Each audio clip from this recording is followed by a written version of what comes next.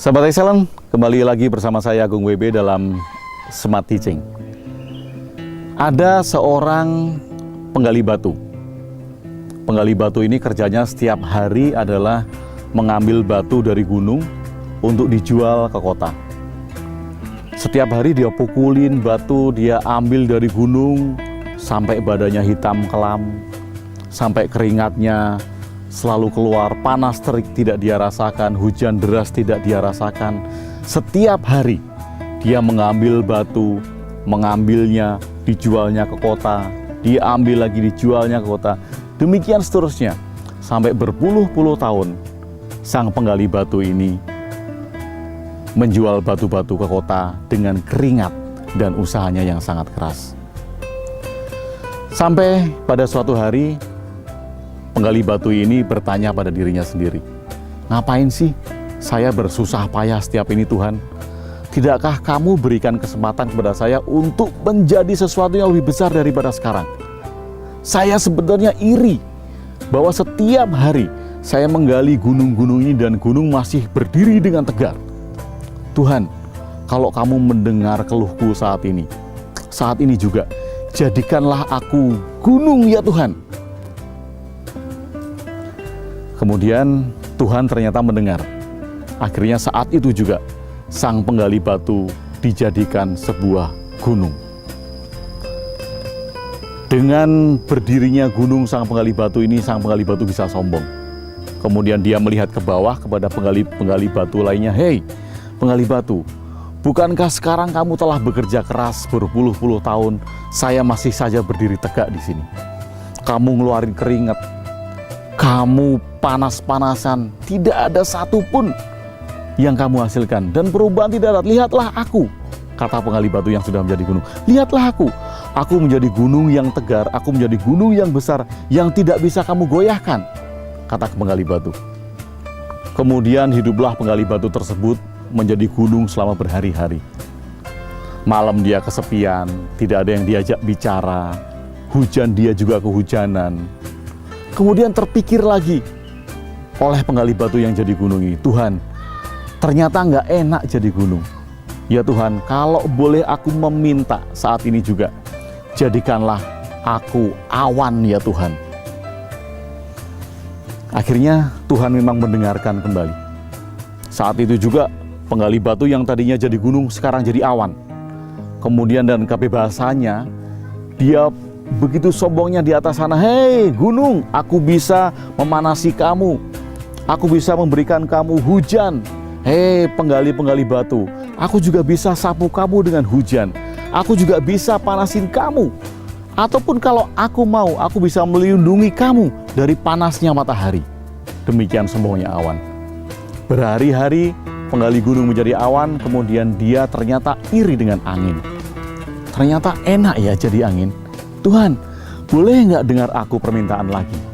Sekarang saat ini juga ya Tuhan, jadikanlah aku angin." Ternyata Tuhan tetap mendengarkan permintaan penggali batu. Saat itu juga penggali batu menjadi angin. Dengan angin dan dengan sombongnya dia bisa bertiup ke sana kemari, dia bisa menghembuskan apa saja. Tapi ternyata setelah penggali batu yang menjadi angin ini berkali-kali menghembuskan gunung, ternyata gunung itu tidak bergerak. Dan pikiran penggali batu ini kembali lagi berpikir, ternyata pilihanku pertama benar. Aku harus jadi gunung.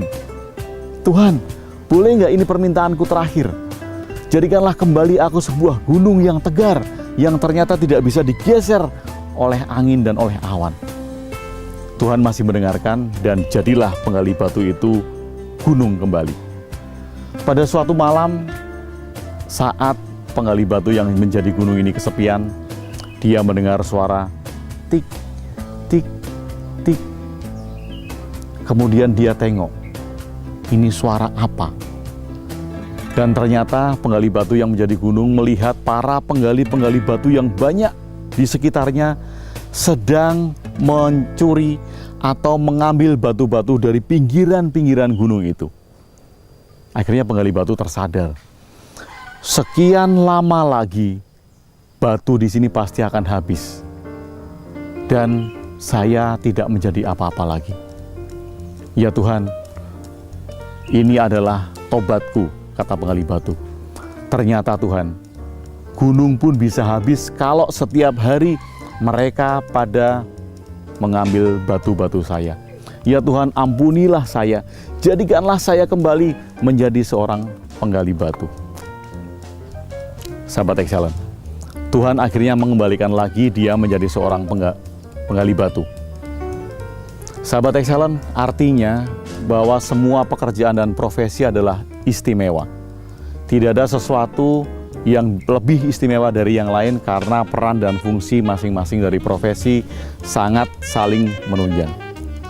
Sahabat Excellent, dari cerita tadi, saya akan menggambarkan sebuah magical opening di dalam Smart Teaching. Kenapa kok magical opening ini penting? Bila Anda bertemu dengan seseorang, bila Anda sedang menghadapi audiens, bila Anda sedang ingin menjual sesuatu, di mana segala sesuatunya Anda mulai dengan komunikasi. Apa yang akan Anda bicarakan? Apakah Anda langsung bilang bahwa saya punya produk loh, kamu beli produk saya yang sangat bagus? Atau kemudian saat di depan audiens Anda langsung bilang bahwa Bapak-bapak dan ibu-ibu, kita punya materi yang sangat bagus yang akan bisa memberdayakan Anda? Saya kira tidak. Sahabat Excellent, kita memerlukan magical opening. Apakah magical opening itu? Pembukaan yang menarik bagi audiens, bagi teman ngobrol kita, bagi lawan negosiasi Anda.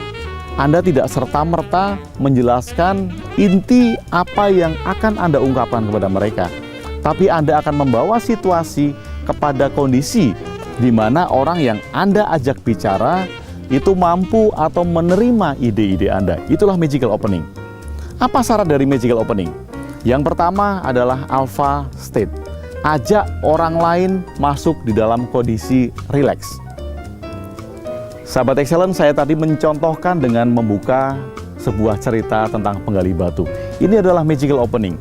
Saya ajak Anda untuk berimajinasi, saya ajak Anda untuk bermetafora, saya ajak Anda untuk rileks.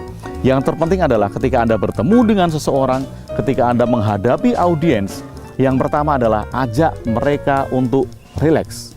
Ingat bahwa ajak mereka untuk rileks. Tanpa mereka rileks, mereka tidak akan bisa menerima materi Anda. Tanpa mereka rileks, mereka tidak akan subur untuk mengembangkan ide-ide Anda.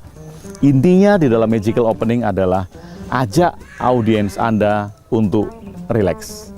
Sahabat Excellent, nanti saya akan berbicara lebih lanjut tentang bagaimanakah hubungan antara apa yang dilihat, apa yang didengar, dan materi mempengaruhi audiens.